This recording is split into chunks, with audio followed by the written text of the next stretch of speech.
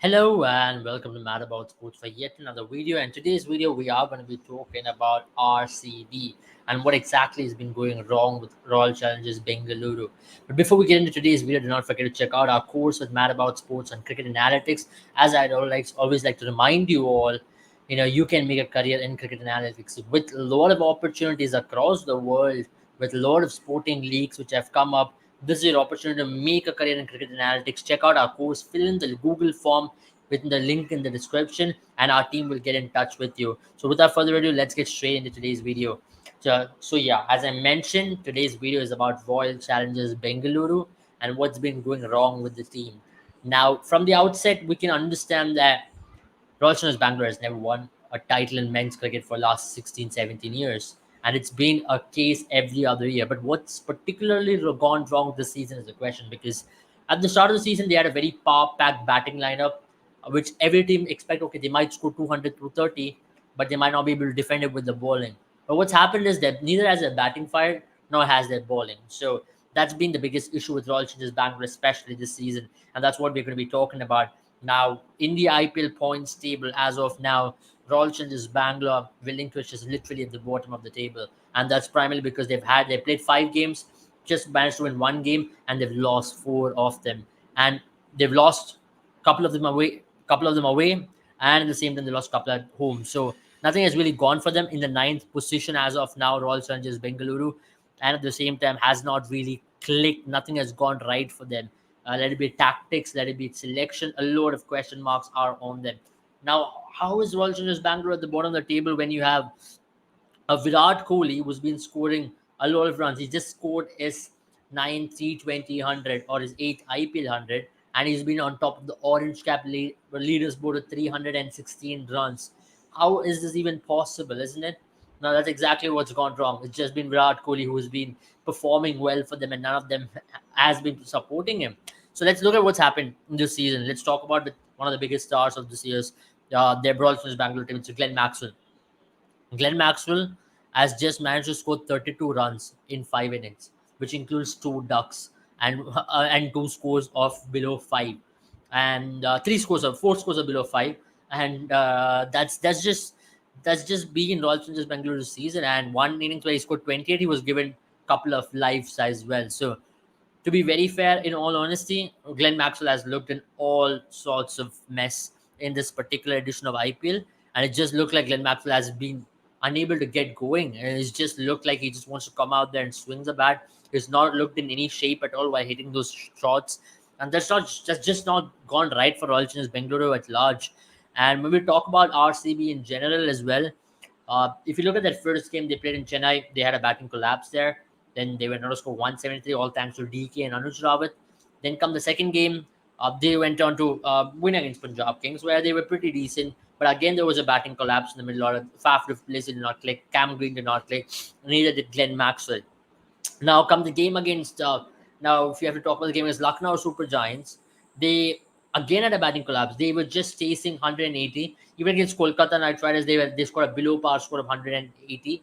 So that's been the biggest issue. The bowling has not been able to support them either.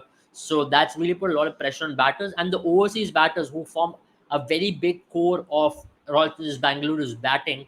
That's not really worked well for them. If you look at the team, they've got a Faf du Plessis, the captain of the team. They've relied heavily on him this season, and he's not come good. If you look at the last couple of seasons, whenever they've done well, especially 2022, Faf du Plessis was on top of the leaderboard with runs. And when we talk about Glenn Maxwell as well, he was always there to support him. Now that's not happened this season in particular.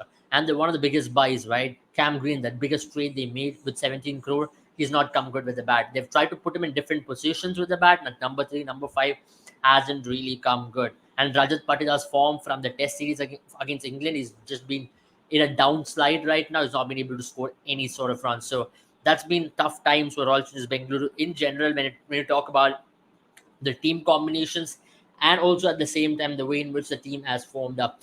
Now, what do you talk about Virat Kohli? The only silver lining is Virat Kohli. Now, he's also been under criticism. Now, the game against Rajasthan Royals, Virat Kohli ended up scoring the slowest ever 100 by in Indian soil. Manish Pandey scored in 2009, and Virat Kohli 67 balls against Rajasthan Royals. It ended up in a losing cause. He scored a total of 113 runs in 72 balls at a strike rate of 157. Now, whereas the other batters ended up scoring at a strike rate of less than 140, and Virat Kohli was the only batter who scored runs in the entire game. If he had scored 113 runs, the rest of the batters, cumulatively including extras, ended up scoring 70 runs in the 8 overs. So that's how bad it's been, and that's how the Royal Challengers Bangalore team has also performed. Right, it's just been Virat Kohli this entire season. They played 5 games. There's still a lot of tough games to be played in this tournament.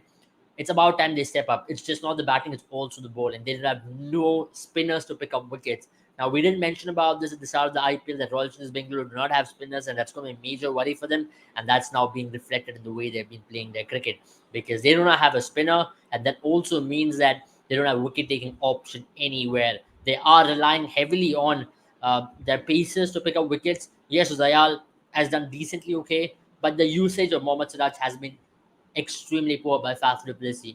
Using Mohammad Siraj in situations where he should have been opening the ball. And remember, Mohammad Siraj was one of the strike bowlers for RCB the last season, where he was opening the bowling and he was picking up wickets consistently in the power play. But this last 2 games, whenever RCB is played, he's not gotten the new ball. He's been brought up in the 5th over or even the 7th over at times. And that's not really worked well for the Royal Challengers Bengaluru team. Now, you want to play Reece Topley, but you cannot compromise on a Mohammad Siraj who can be an individual match winner. Let's talk about Mohammad Siraj's matchup against Josh Butler or for the match even against Sanju Samson. When Royal Challengers Bengaluru got Rajasthan Royals all out for 55 odd the last season, remember Mohammad Siraj was very, very pivotal in picking up those wickets up front. And that's one of the reasons why you need Mohammad Siraj to open the bowling. And Faf du Plessis has been extremely defensive as a captain in this year's IPL, and that's really shown in the way our RCB has performed as well. Now the biggest question is: does Faf du Plessis really deserve a place in the 11? Why? Because there is a player named Will Jacks. He's one of the best franchise players out there when you talk about T20 format, and he's not. He's been sitting on the bench for Royal Challengers Bengaluru, and at the same time, the fans have been urging that franchise to bring in Will Jacks into the playing 11. Now, only time will tell whether Will Jacks will come into the playing 11 or not. How will they fit him in with 4 overseas players? But already you have fixated on 3, and if you want to compromise on a bowler or not, it is upon them. And there's another bowler called Vijay Kumar Vaishak who bowled extremely well against Kolkata Knight Riders, 4 overs, 1 for 22, and he doesn't just get picked. And another tactical blunder which Faf du Plessis went on to make is not picking up Mahipal Lomror. When he's just scored 33 of 11, he also won a game against Punjab Kings by scoring a crucial 20-run cameo. But a Saurav Chauhan, who was making a debut, got not ahead of a Mahipal Lomror in Mahipal Lomror's home ground in Jaipur. So these tactical blunders have been costing Royal Challengers Bengaluru big time. And to add to the misery, how can they improve is the question. The only way they can improve is when the top players click. It's just not going to be Virat Kohli. He needs support from the other end in a Faf du Plessis and Glenn Maxwell, and also in a Cam Green. Or else they will have to bring in a Will Jacks. It's okay. Maybe Royal Challengers Bangalore will have to make a bold call in dropping a 17 crore trade in for a player like a Will Jacks who might just come in and turn things around. Or drop an overseas bowler and bring in an Akash Deep Singh or a Vijay Kumar Vaishak for this particular option. So these are options which RCB have, and RCB will have to take a call rather very quickly. As I mentioned, Virat Kohli has been getting the criticism as well, but only positive silver lining for them is Virat Kohli scored in the 9th T20 100, and he's been good among the stats, and he's possibly sealed his place for the T20 World Cup as well with these kind of performances. With other players of Indian cricket team not really in the best of forms, Yashasvi Jaiswal hasn't gotten off to a good start in this IPL, and to add to it, Shubman Gill has been hot and cold in this IPL so far. Now, that's one good factor if you're a Virat Kohli fan, but if you're an RCB fan or supporter, I would say it's not good days. RCB will have to turn things around pretty quickly if they have to really make a case for themselves in the playoffs. That's about it from us. As I mentioned, do not forget to follow our Instagram page and also subscribe to this channel and check out our course with Mad About Sports if you want to know more about breaking down teams, understanding the core issues, and if you want to work with your favorite IPL franchise, or if you want to make a career in sports analytics working in a big firm. This is your opportunity. It's a lucrative career. We can help you out. Fill out the Google form and we will reach out to you. Have a good day, all of you. See you all very, very, very soon.